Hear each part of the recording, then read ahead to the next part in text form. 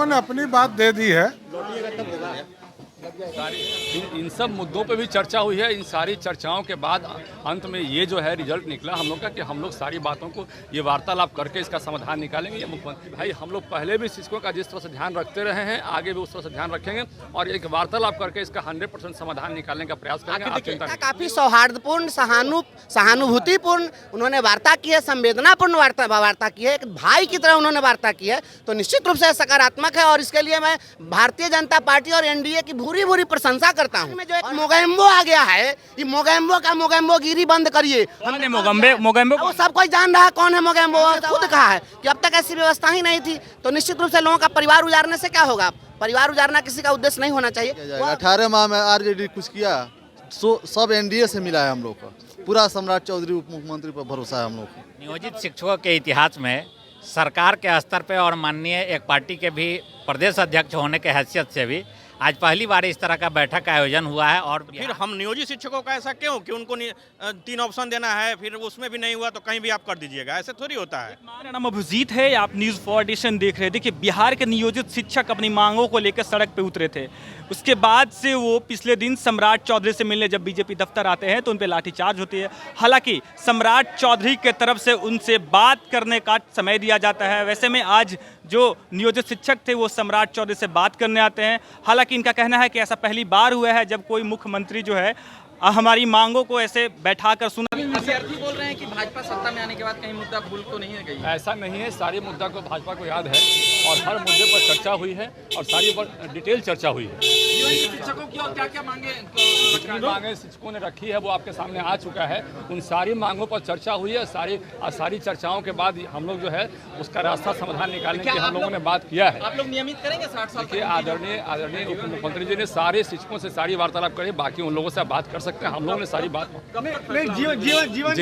जीवन जी सम्राट ये विजय चौधरी ने कहा है कि भाई 5 बार जो आदेश हुआ था उसमें 3 बार ऑनलाइन लेंगे, 2 बार ऑफलाइन लेंगे परीक्षा पास करने की बात। परीक्षा पास करने की बिल्कुल सारी इन सब मुद्दों पे भी चर्चा हुई है। इन सारी चर्चाओं के बाद अंत में ये जो है रिजल्ट निकला हम लोग का कि हम लोग सारी बातों को ये वार्तालाप करके इसका समाधान निकालेंगे। ये हमारे आदरणीय उप मुख्यमंत्री जी ने इन बातों को बताया है और आप इत्मीनान रहिए। भाजपा पहले भी मतलब शिक्षकों के प्रति ध्यान रखती थी और आगे भी ध्यान रखेगी, इस बात को ध्यान रखिए जी।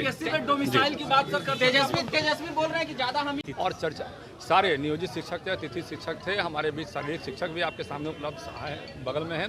सारे मुद्दों पर विस्तार से बातचीत करने के बाद आदरणीय हमारे प्रदेश के नेता उप मुख्यमंत्री जी ने बताया है कि भाई हम लोग पहले भी शिक्षकों का जिस तरह से ध्यान रखते रहे हैं आगे भी उस तरह से ध्यान रखेंगे और एक वार्तालाप करके इसका 100% समाधान निकालने का प्रयास करेंगे। आप चिंता नहीं कीजिए। नियोजित शिक्षक और अतिथि शिक्षक आप लोग पर भरोसा करते हैं कि जिस तरह से लगातार वो धरना प्रदर्शन भी आप लोग किए थे इनके पक्ष में, जब सरकार आएगी तो राजकर्मी का दर्जा मिलेगा, तो क्या बिना परीक्षा के राजकर्मी का दर्जा मिलेगा इनको? देखिए मैं फिर बता रहा हूँ कि सारी एक मांग नहीं तो बहुत सारी मांग थी और सारी मांगों पर बहुत विस्तार से चर्चा हुई है। विस्तार से चर्चा करने के बाद अंत में ये चर्चा हुई कि भाई हम लोग इस पर सारा संज्ञान लेते हुए इस पर कार्रवाई करेंगे और इस पर जो है आप लोगों को चिंता करने की आवश्यकता नहीं है। बिहार के मुख्यमंत्री ने क्या आश्वासन दिया जीवन जी, आखिर क्या लोग लगातार विरोध कर रहे थे क्षमता परीक्षा का, आज उप मुख्यमंत्री से बातचीत हुआ, क्या वार्ता से संतुष्ट है?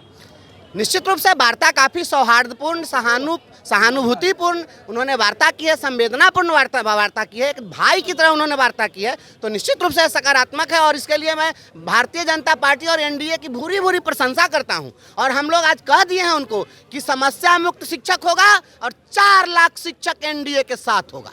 यह हमने नारा लगा दिया है और कहा है कि हमारी आपसे कोई दुश्मनी नहीं है, देते भी हैं आप और आपको क्रेडिट भी नहीं मिलता है। कारण यही है कि आप जिस प्रकार से बच्चा को 2 थोपी मार दीजिए, आप मिठाई खिलाइए, वो बच्चा आपका ऑब्लिगेशन नहीं मानता है, उसी प्रकार से करते भी हैं, प्रताड़ित भी करते हैं। तो प्रताड़ना का जो दौर है और विभाग में जो एक मोगेम्बो आ गया है, ये मोगेम्बो गिरी बंद करिए। हमने मोगेम्बो वो सब कोई जान रहा है कौन है मोगेम्बो।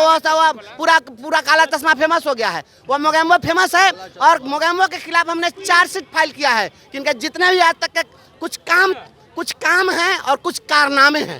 काम कम है और कारनामे बहुत हैं। कारनामों की चार्जशीट किस पे फाइल किए? मोगेम्बो पर हमने चार्जशीट फाइल किया है, सबको पता है कौन हम।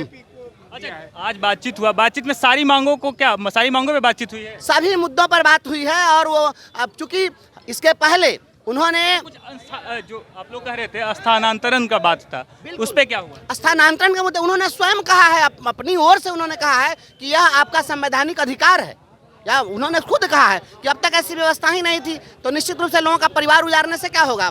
परिवार उजाड़ना किसी का उद्देश्य नहीं होना चाहिए, वह बहुत, लेकिन अभी तक चूंकि यह मैं नहीं कह सकता हूँ, उन्होंने अपनी सहानुभूति दिखाई है, निर्णय लेना है, भरोसा है?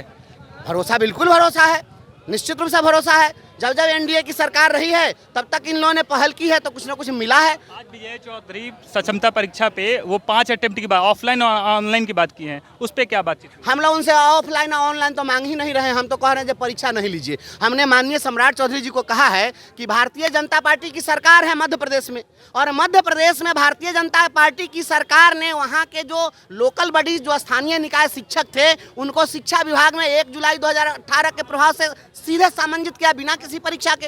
तो आपकी एक जगह सरकार अगर बिना परीक्षा के सामंजित करती है तो दूसरे जगह आप ही की सरकार परीक्षा क्यों लेगी? और यह परीक्षा कैसे मान ले कि अंतिम परीक्षा हो जाएगी? अभी तक दक्षता परीक्षा, पात्रता परीक्षा, डीएलएड परीक्षा, बीएड परीक्षा, दिस परीक्षा, दैट परीक्षा, अग्नि परीक्षा, वायु परीक्षा, जल परीक्षा, कितनी परीक्षा ये? और दक्षता परीक्षा का मतलब होता है, दक्ष का मतलब क्या होता है? Highly expert. जो हाईली एक्सपर्ट है उसके बाद आप कहिएगा कि आप सक्षम है कि नहीं, ये सक्षमता परीक्षा दीजिए। एक बार किसी को मिस्त्री डिक्लेयर कर दीजिए, बयान कहिए तू लेबर के लायक है कि नहीं, इसका जांच करो, इसकी परीक्षा दो। यह बिल्कुल गलत बात है। यह शिक्षकों के डिग्निटी पर हमला है। जो 58 साल की उम्र में हो गया, 59 साल की उम्र में हो गया, वो कौन सक्षमता परीक्षा देगा? पोता और दादा एक साथ परीक्षा देगा? अरे किसी की भी कोई गरिमा होती है? जब माननीय मुख्यमंत्री जी सदन के अंदर बोलते हैं तो जो उनके बेटा से भी छोटे उम्र के विधायक है तो कहते हैं कि अपने बाप से पूछो, फिर भी कोई बुरा नहीं मानता है। क्यों? वो हमारे ज्येष्ठ श्रेष्ठ हैं। उसी प्रकार से हमारे यहाँ जो है वह पैरेलल नहीं हो सकता है माननीय मुख्यमंत्री जी का, क्योंकि उम्र में इतना फासला है। तो कोई 59 साल में चला गया, उसको परीक्षा में बैठा दीजिए 18 साल के बच्चा के साथ, कितना हास्यास्पद है।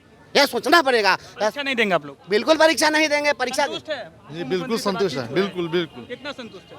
पूरा 100% सरकार में। क्या आपकी मांगों को पूरा हाँ किया बिल्कुल पूरा किया जाएगा। 18 माह में आरजेडी कुछ किया, सब एनडीए से मिला है हम लोग का। पूरा सम्राट चौधरी उप मुख्यमंत्री पर भरोसा है हम लोग को। जाएगा? कितना भरोसा है? काफ़ी भरोसा है।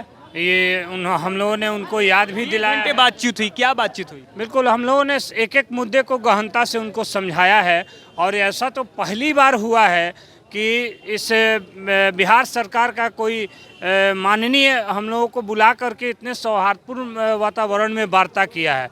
अब तक तो यही होता था कि हम लोग धरना देते थे, लाठियां चलती थी, घर वापस आ जाते थे, सरकार को जो मन करता था करती थी। लेकिन इसके लिए माननीय सम्राट जी को मैं बहुत धन्यवाद करना चाहता हूं कि कम से कम उन्होंने हमारी पीड़ा को समझा और बुला करके हम लोग बैठे, हम लोगों के साथ बैठ करके हमारी समस्याओं को सुना, और आश्वासन भी दिया है कि मैं 24 घंटे के अंदर इसमें आप लोगों को असर दिखना शुरू हो जाएगा।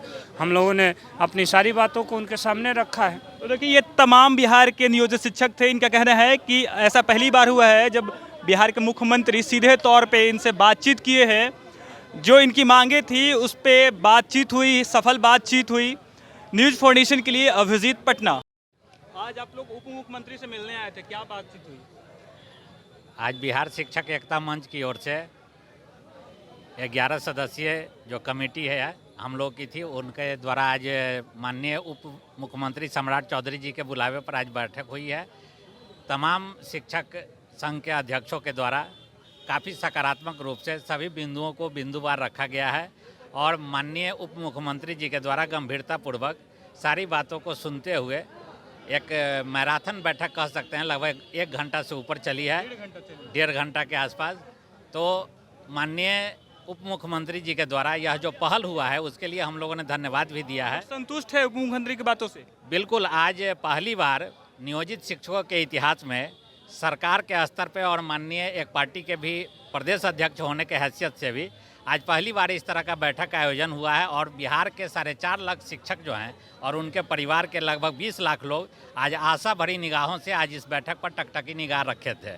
और निश्चित रूप से माननीय उप मुख्यमंत्री जी के द्वारा जो भी बातें को गंभीरतापूर्वक सुना गया है, और उसके बाद उनका जो कंक्लूजन था कि हम इस मैटर को शिक्षा विभाग और माननीय मुख्यमंत्री जी के पास रखकर बहुत जल्द पहल कराते हुए इन सारी समस्याओं का निराकरण करवाने का उन्होंने ठोस आश्वासन दिया। जी संतुष्ट है। क्या बातचीत हुई उप मुख्यमंत्री? हम लोग सकारात्मक हुई है। अच्छा, कुछ पोस्टिंग को लेकर के आप लोग का ये हाँ, हम लोग का पोस्टिंग को लेके हम लोग अपनी बात रखे हैं कि हमारा जो हस्तांतरण हो ऐच्छिक हस्तांतरण हो, न कि विकल्प दिया जाए हमको, और हमारा हस्तांतरण पहले से पूर्व के जो शिक्षक बहाल है उनकी तरह हो, उनको भी ये सुविधा मिलती है कि ऐच्छिक हस्तांतरण मिलता है। तो फिर हम नियोजित शिक्षकों का ऐसा क्यों कि उनको 3 ऑप्शन देना है, फिर उसमें भी नहीं हुआ तो कहीं भी आप कर दीजिएगा, ऐसे थोड़ी होता है। एक मांग था आप लोगों का कि ऑफलाइन एग्जाम का, तो आज शिक्षा मंत्री कहें कि ऑफलाइन भी आप दे सकते हैं। आश्वासन तो मिला है। आप लोग एग्जाम अब देंगे?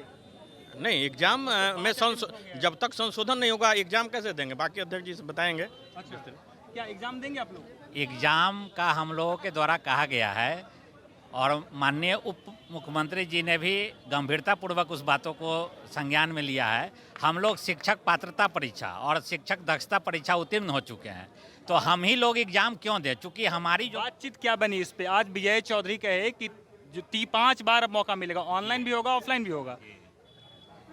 आप लोग एग्जाम अब देंगे कि नहीं देंगे? ऑनलाइन और ऑफलाइन की बात हम लोग का डिमांड ही नहीं है, क्योंकि हमारा ये कहना है कि हम शिक्षक पात्रता परीक्षा और दक्षता परीक्षा जो सरकार का नॉर्म्स है वो हम पूरा कर रहे हैं। हम शिक्षक मांग था कि हम लोग ऑनलाइन नहीं देंगे क्योंकि कंप्यूटर हम लोग नहीं चलाते हैं। नहीं, ये तो मांगे हैं ही, क्योंकि आज तक 20 अब देंगे कि नहीं देंगे? एग्जाम का अभी बहिष्कार चल रहा है।